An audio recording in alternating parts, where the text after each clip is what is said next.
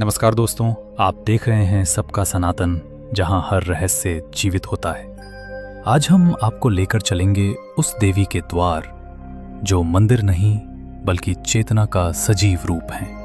मां कामाख्या देवी मंदिर, असम का अमर शक्तिपीठ।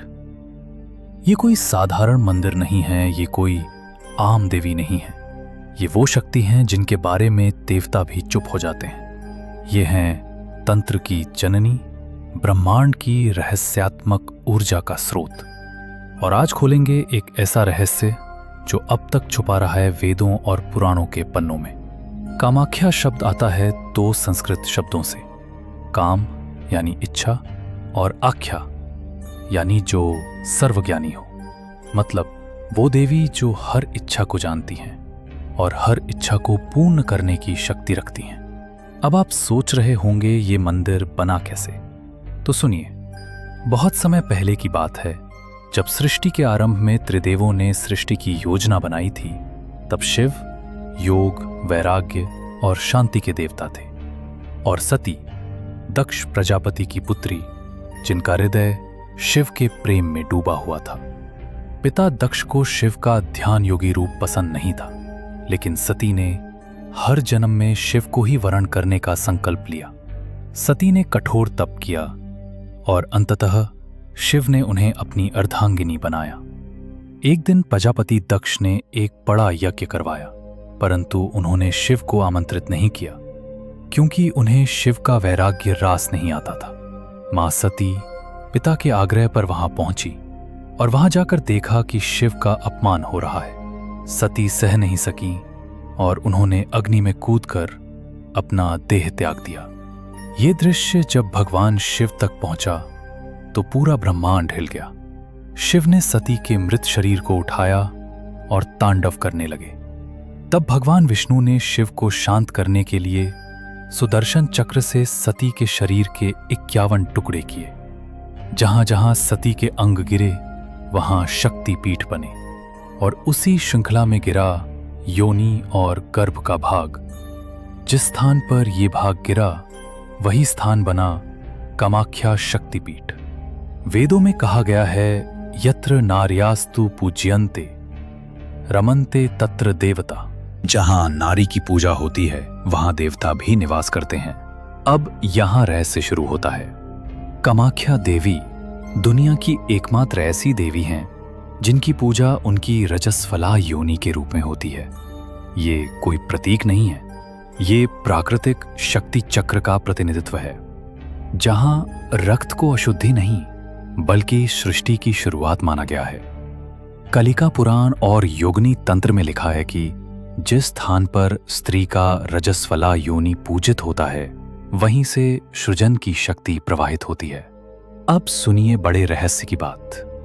जब मां ने योनि रूप में प्रकट होकर शक्ति पीठ में स्थिरता पाई तो शिव, जो उस समय शोक में तप कर रहे थे, वहां पहुंचे। कोई मूर्ति नहीं थी वहां, बस एक ऊर्जा थी जिसे शिव ने महसूस किया, और वहीं से शुरू हुई कामरूप स्थान की महिमा, जहां शिव और शक्ति फिर से ऊर्जा रूप में एक हो गए। शास्त्रों के अनुसार जब मां की शक्ति फिर से प्रकट हुई कामरूप स्थान पर, तो वहां के स्थानीय ऋषियों और साधकों ने मां की अद्भुत ऊर्जा को महसूस किया, और मंदिर का मूल स्वरूप प्राकृतिक गुफा में बना, जहां मां का चक्र आज भी विराजमान है। कहा जाता है कि ये मंदिर मानव निर्मित नहीं है, बल्कि स्वयंभू यानी स्वतः प्रकट हुआ है। कभी सोचा है किसी मंदिर में मूर्ति ना हो और फिर भी वहां शक्ति की उपासना होती हो, जहां देवी का शरीर नहीं, सिर्फ उसका सृजन स्रोत हो। कामाख्या ऐसा ही स्थान है जहां पूजा होती है शक्ति के सर्वाधिक रहस्यमयी रूप की। कामाख्या मंदिर के गर्भगृह में कोई मूर्ति नहीं है, वहां है एक प्राकृतिक चट्टान का हिस्सा जो योनि के आकार का है। इस पर हर समय जल बहता रहता है, लेकिन वो जल किसी नदी से नहीं आता, उसका स्रोत आज तक कोई नहीं जान पाया।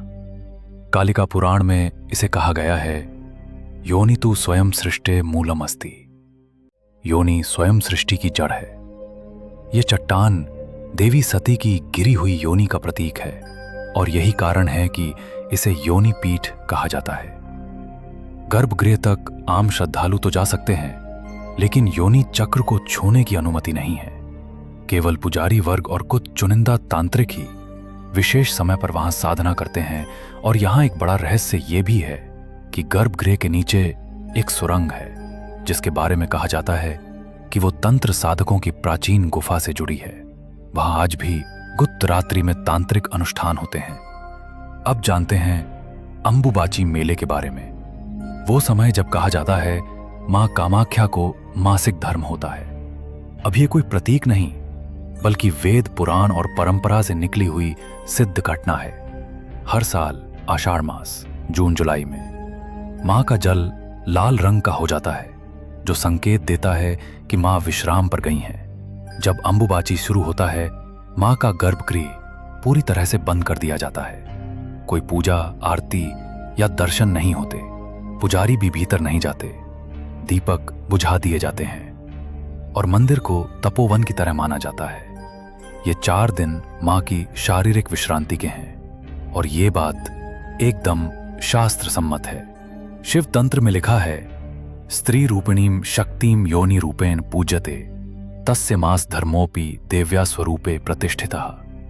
जब शक्ति को योनि रूप में पूजा जाता है तो उसकी रजस्वला अवस्था भी पूजन का भाग मानी जाती है। और फिर आता है 5वां दिन, जिसे कहते हैं महाप्रसाद दिवस या शुद्धि स्नान का दिन। उस दिन मंदिर के कपाट खोले जाते हैं, मां को फिर से शुद्ध जल से स्नान कराया जाता है और भक्तों को दिया जाता है रक्तवर्णी कपड़ा, जिसे मां के मासिक धर्म का प्रतीक माना जाता है। ये कपड़ा भक्त तावीज, घर की रक्षा और मनोकामना पूर्ति के लिए रखते हैं।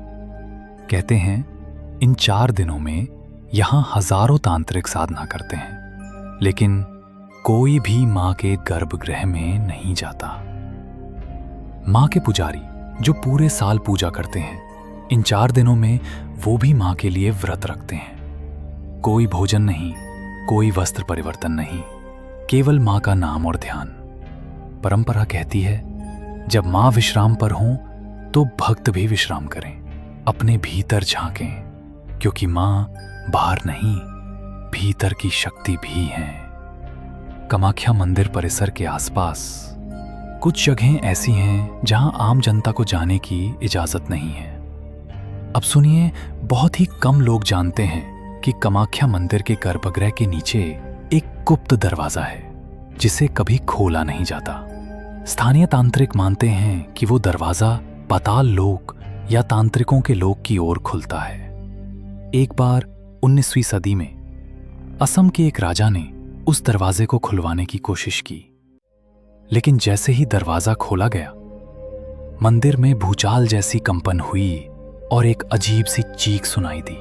तब से आज तक वो दरवाजा हमेशा के लिए बंद कर दिया गया। क्या आप जानते हैं, मंदिर के अंदर एक सुरक्षित अग्नि कुंड है जो हजारों सालों से जल रहा है। ये कोई आम अग्नि नहीं। शक्ति तंत्रमाला में लिखा है कि मां के पुजारी एक विशेष कुंड में नित्य अग्नि प्रज्वलित करते हैं, जो तप ऊर्जा को नियंत्रित करती है। ये अग्नि सामान्य लकड़ी से नहीं जलती, बल्कि एक विशेष मिश्रण से, जिसे केवल एक पुजारी परिवार ही जानता है।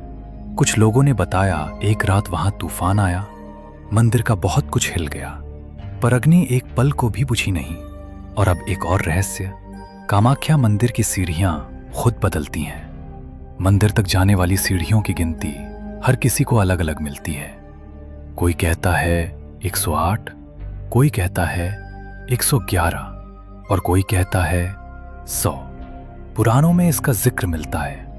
जो भक्त जैसा भाव लेकर आता है, मां उतनी ही सीढ़ियां उसे दिखाती हैं। मतलब सीढ़ियां स्थिर हैं, पर मां की लीला गतिशील है। जो जितना विनम्र होगा, रास्ता उतना छोटा होगा। देवी भागवत पुराण कहता है, कामरूप क्षेत्र में मां साकार नहीं, संचारी शक्ति के रूप में प्रकट होती हैं, जो साधक की भावना अनुसार नया रूप धारण करती है।